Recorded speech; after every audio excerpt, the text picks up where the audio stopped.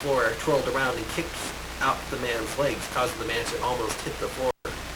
But the man caught himself and made a leap at Newton. Newton snatched up the weapon in his hands and fired it in the direction of the charging bounty hunter. The beam hit the man in the chest, causing Newton and the horror to be sprayed with, to their surprise, a bunch of yellow juice with plastic. Newton and the girl watched in shocked surprise as the horror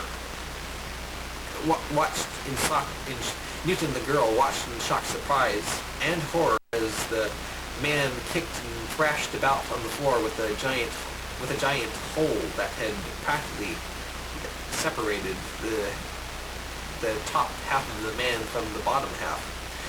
When the robot thing quit thrashing around from a lack of yellow juice, the girl looked at Newton and asked, "Who are you? Why did it want you?" "I'm afraid to tell you," said Newton, and he quickly ran out of the hotel.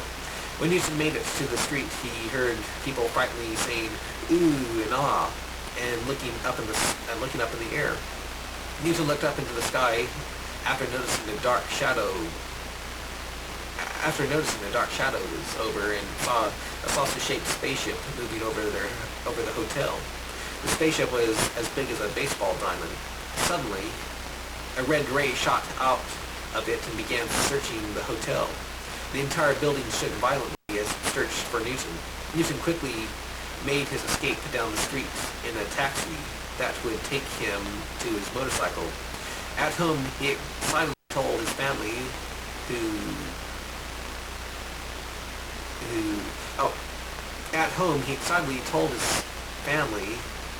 who happened to be there. Do you think we're in danger?" asked Jeff. "I don't know. I don't know. One thing is for sure. I think this threat from outer space has cured my desire for adventure. I'll never enter a bar or feel a horror again." And Newton was truthful. The desire to run away and escape responsibility was gone.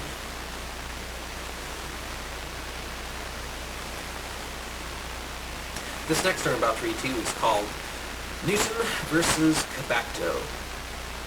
The next day after Newton's experience with a robot bounty hunter in a cheap hotel room, Newton and his family heard on the news that a saucer-shaped craft of alien origin was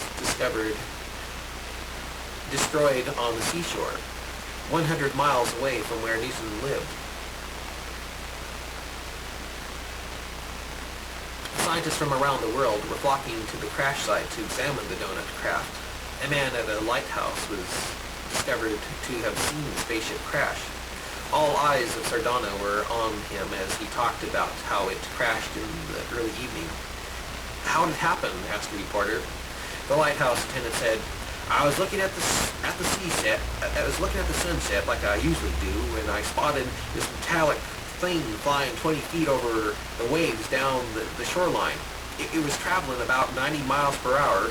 Then it crashed into that big sea boulder, lost control of its course, and struck the other rock by it that sent it plowing into the sand. It was as though the person driving it had fallen asleep at the wheel. It made a loud screeching sound as it hit the second boulder. I think the ship must be quite damaged."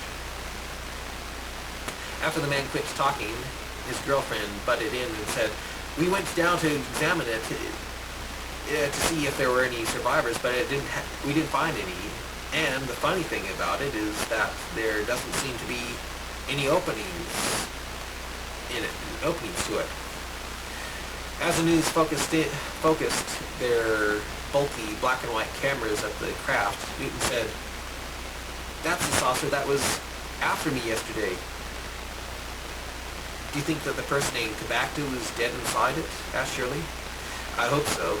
From what the bounty hunter robot said, it sounds like Cabacto was headed for giving me and our family a fate worse than death. Me and Sheena especially." As the days continued, things continued very much the same. Newton kept up with living his boring guard job at a bank. Sheena, although getting depressingly senile, continued to try to help the poor. Jeff was trying to take care of his new wife, and poor 400-pound depressed Shirley, who looked like a lady in her 40s, tried to commit suicide by ODing on sleeping pills again. If it weren't for Newton and Sheena not saying good night on her door, they would have lost her. "Why did you do it?" asked the sad Newton. Because why? Because why?" cried an old, horribly wrinkled Sheena. "Because there is nothing for me. There is nothing waiting. There is nothing awaiting me, or you, or Newton, but death. I've passed my youth. No man will want to love me. I'll never get married. I'll just get old and die." Newton felt as though Shirley was right in trying to kill herself. Her life really was going nowhere, and no one did love her except for her parents. The next day at work, Newton ran up to an old gentleman friend who was past 100 but looked like a 50-year-old earthling, and asked him if he would like to come over for dinner. Why not, thought the man, who was divorced and widowed to several wives. At the Brancos, Newton introduced the man to Shirley. Shirley was nervous and tried to cover up her age with the makeup with makeup and a black dress. I like fat girls," he lied. As they ate, Shirley became more and more depressed as the man ignored her. Newton's little matchmaker game had turned into a nightmare. He left the two alone, but started crying as the guy tried to... He left the two alone, but found himself getting angry when Shirley started crying as the guy tried to turn her off by talking about incredibly boring things like their country's constitution and the theater of the communist countries. When the man was about to leave, Newton desperately pulled out old copies of movies that Jeff had sold to sleazy movie producers for money. "These aren't home movies, are they?" asked the man, showing his distaste. "They're more than boring home movies. They're art." "Oh, really?" said the man with a yawn. "Oh, really?" Newton smiled and said, "These show the beauty of my daughter Shirley, as she grew from the skinny little girl she was to the voluptuous creature that she is now." "Voluptuous, huh?" "Voluptuous, huh?" smiled the man, realizing that wasn't the word. The man thanked Newton for the dinner, realizing that Sheena was way too senile to have cooked it, then started to leave. Shirley tried to hide her depression, but her eyes kept on watering. Newton walked the man into the kitchen and pulled out a lot of money from his pocket and said, "Look, I'm thinking of selling these movies, but I have to see what a person outside the family thinks of them before I can sell them.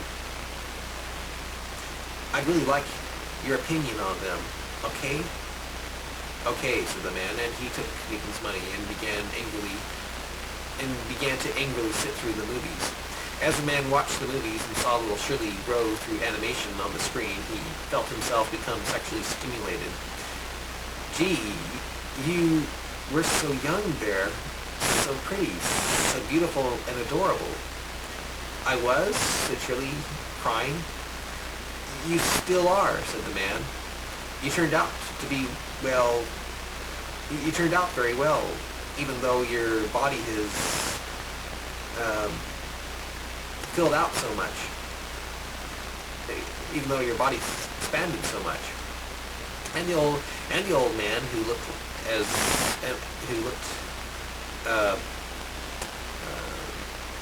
50 or 60 actually, asked Shirley out.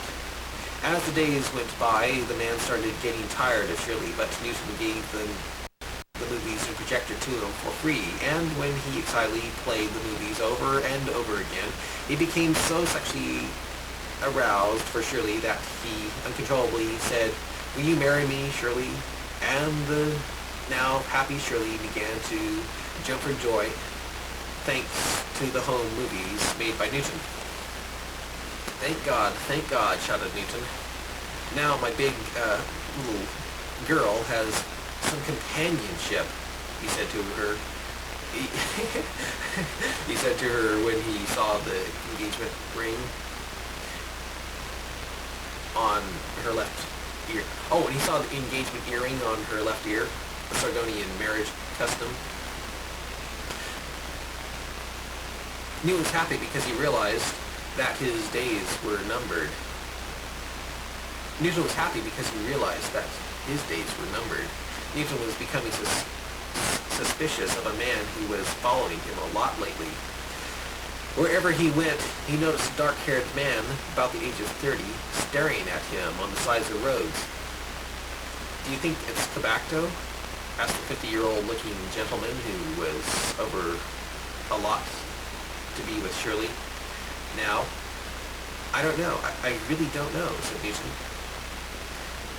Then one night, when Newton diapered Sheena and tucked her to bed, then fought off her flirtatious old withered hands, Newton heard something walking about on the floor, walking about on the roof. It woke up Shirley and got her scared. Who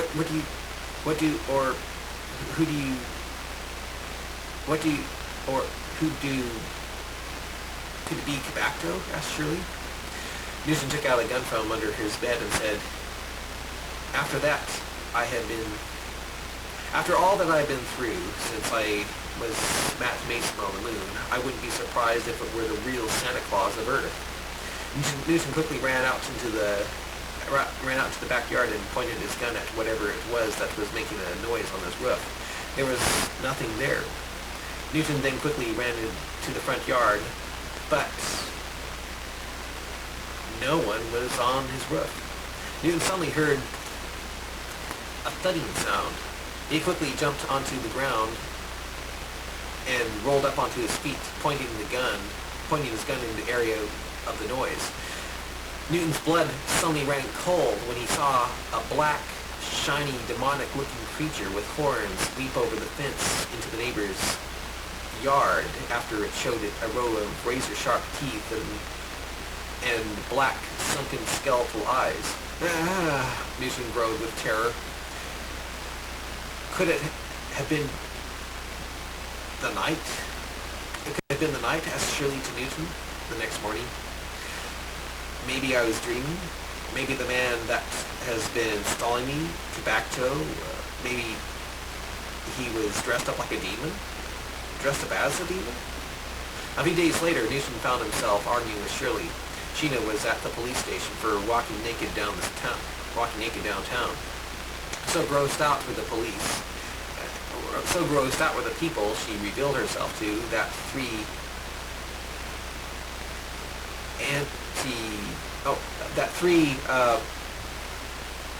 auto accidents resulted when people passed out from seeing a massive saggy flesh and wrinkles. Newton zoomed into town, crying and shouting at the people, "Quit staring at my wife! Don't make fun of my wife!" He quickly wrapped her up in a blanket and took her home from the terror-stricken people. Haven't they ever seen a naked old lady before? At home, Shirley was telling Newton that Sheena needed professional help, that she needed to be put in a home. I'll not put my love in a home," he shouted with depression as Sheena mindlessly kissed and slobbered on him. "Oh, okay, damn it. I'll put her in a home." The next day, Sheena was moved into an old folks' home called the Twilight Home. "I'll visit you every day," he assured her. "You do that, Daddy," said Sheena before she made a sexual growl sound. Newton felt he was descending into hell. Now Shirley was trying to cheer him up. At home, Newton found himself uncontrollably looking around in his homemade spaceship to see if it was all set for takeoff. It's hopeless, Daddy. Hopeless. You'll never have the fuel you'll need to take off, she explained. Shirley told Newton to accept the inevitable, like she was now able to do. I'm so depressed, cried Newton.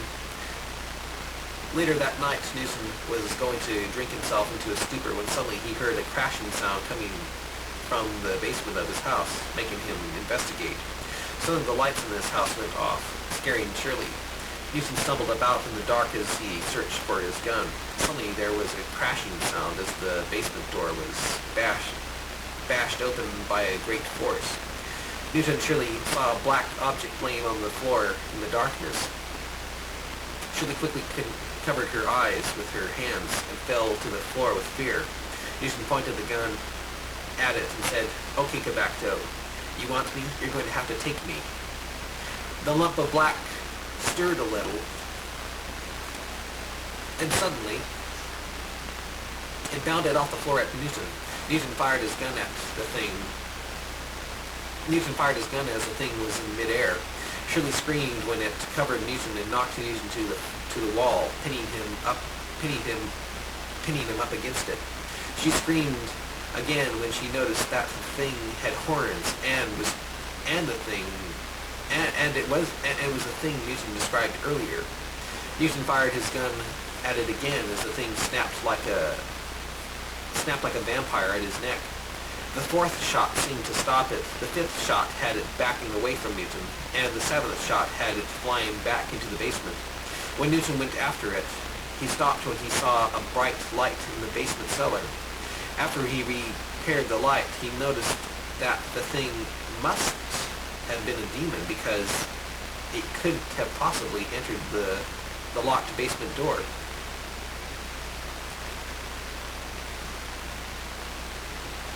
"I'm scared," said Shirley. Newton told Shirley to sleep over at her fiancé's house from now on. "Where will you stay?" asked Shirley. "Here," said Newton.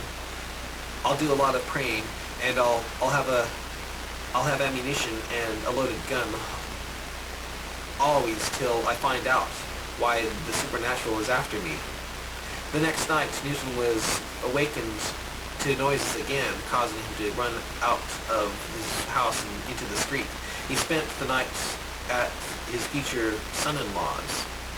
At work, though, Newton realized where the demon was coming from when the man named Cabacto introduced himself to Newton while Newton was standing guard.